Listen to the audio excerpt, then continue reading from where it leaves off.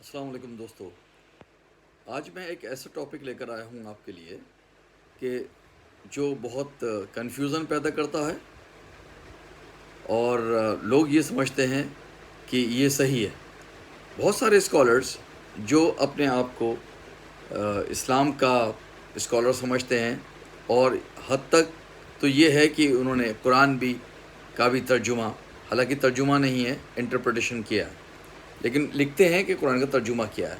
ان لوگوں کا ماننا بھی ہے کہ قرآن بغیر حدیث کے سمجھا نہیں جا سکتا. میری سمجھ میں نہیں آتا کہ قرآن کی کون سی ایک ایسی آیت ہے جس کو حدیث ایکسپلین کرتی ہے اور جو آپ قرآن سے نہیں سمجھ سکتے.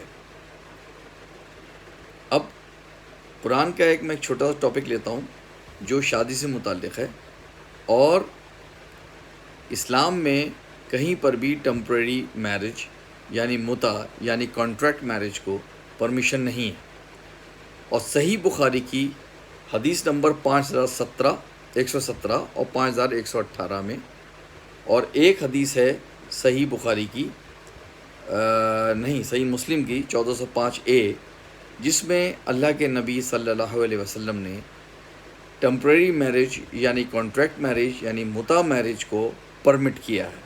اب بہت سے لوگ یہ کہتے ہیں کہ پہلی دو حدیثیں جو ہیں وہ تو اس بارے میں ہیں جب وار ہو رہی تھی، وار میں انہوں نے پرمیشن دے دی تھی، لیکن جو 1405A حدیث ہے صحیح مسلم کی، اس میں وار کا کوئی ذکر نہیں ہے. تو اگر یہ حدیث ایسی ہے کہ یہ لڑائی کے وقت کے لیے کری گئی تھی، تو اب صحیح بخاری یا صحیح مسلم میں وہ حدیث کیا کر رہی ہے کہ سارے اسکالرس نے مل کر کے، جنہوں نے 6 لاکھ صحیح بخاری بنانے میں 6 لاکھ حدیثوں سے لے کر کے 7500 کے تقریباً حدیثوں کو صحیح کر کے رکھ دیا، تو ان صحیح حدیثوں میں یہ کیا کر رہی ہیں، اور کیا ان کو بخاری کی کتاب میں ہونا چاہیے، یا آپ کس حد تک اس سے ایگری کرتے ہیں کہ یہ حدیث صحیح ہے؟ اگر آپ اس حدیث کو صحیح مانتے ہیں تو کیا آپ اپنی بہن بیٹی کا نکاح ٹمپریری میرج کے لیے کسی کے ساتھ کر دیں گے؟ نہیں، ہرگز نہیں. جب آپ نہیں کریں گے ایسا اور آپ قرآن پہ چلیں گے، تو آپ ایسی حدیث کو کیوں مانتے ہیں جو آپ کے لیے پریکٹیکلی ہے ہی نہیں؟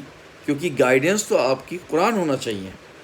سورہ بقرہ کی دوسری آیت، اس میں آپ دیکھ لیجئے، اللہ سبحانہ تعالیٰ کہتا ہے کہ یہ وہ کتاب ہے جس پہ شک مت کرنا، اور یہ رہنمائی کی کتاب ہے، یعنی کہ گائیڈنس ہے.